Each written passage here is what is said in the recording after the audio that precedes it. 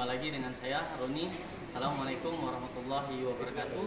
Baiklah, pada kesempatan kali ini saya akan memberikan informasi ke kawan-kawan hal-hal yang perlu kawan-kawan perhatikan dalam proses pembuatan ulir luar menggunakan mesin. Kalau yang saya gunakan sekarang itu adalah mesin Shenyang nomor 1, itu CA6140B. Oke, bagaimana?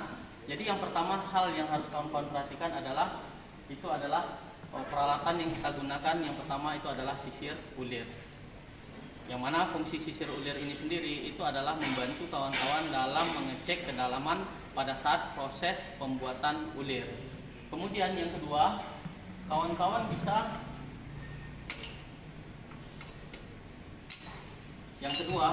bisa menggunakan pahat ulir.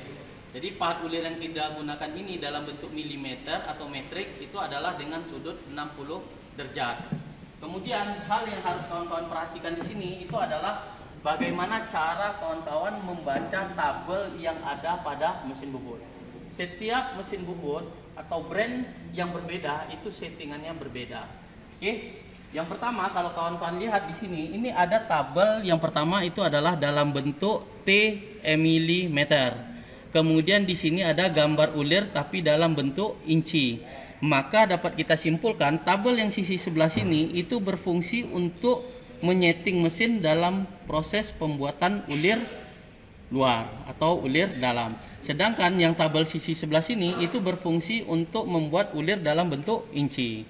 Baiklah, pada kesempatan kali ini dikarenakan kita membuat ulir luar dengan M20x2, maka kawan-kawan perhatikan tabel yang ada di sini. Silahkan kita cari yang angka 2. Kalau kita lihat di sini ini ada di angka 2, maka kawan-kawan menyetingnya. Mulai kita tarik garis ke atas, tangan kita ke atas, maka kita di B, di 1/1 dan T. Maka kawan-kawan setting yang pertama itu adalah sisi bagian atas ini itu adalah 1/1. Kemudian handle-nya kita ganti di B, kemudian 2 Romawi dan di 3 di angka 3. Maka kawan-kawan harus menyeting handle ini berada di titik 2 Romawi. Di sini adalah, kalau kawan-kawan lihat di sini adalah di B. Kemudian ini adalah di angka 2 Romawi. Sedangkan handle ini itu berada di posisi nomor 3. Maka settingan kita untuk proses pembuatan ulir luar atau ulir dalam itu sudah selesai. Kemudian ada beberapa hal yang harus kawan-kawan perhatikan, itu adalah terkait penggunaan handle pada settingan ini. Settingan ulir ini kalau kawan-kawan lihat, ini ada modelan, coba. Ini ada ulir, kemudian ada ulir dalam, yang mana ini tidak terhubung. Sedangkan yang di bawah itu adalah terhubung. Maka dalam proses pemakanan ulir, kawan-kawan gerakkan ini ke sisi bagian atas sambil memutar eretan ini. Maka handle ini sudah masuk ke gigi.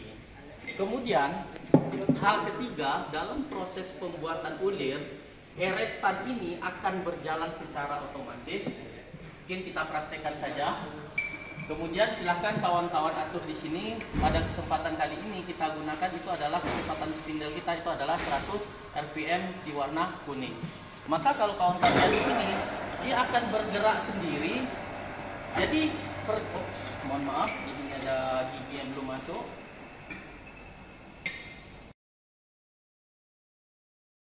Di sini kawan-kawan gerakan, maka dia akan bergerak secara otomatis.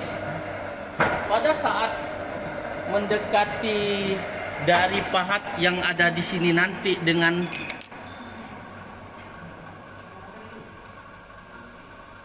cak kita, maka kawan-kawan harus berhati-hati dan harus segera mungkin mematikan handle ini dan menarik mundur eretan yang ada di sumbu.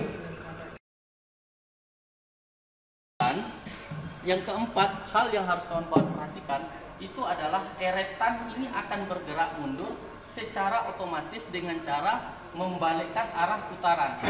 Silahkan kalian dorong ke sisi bagian atas, maka yang tadi putarannya cewek menjadi cewek, maka eretan akan bergerak secara otomatis.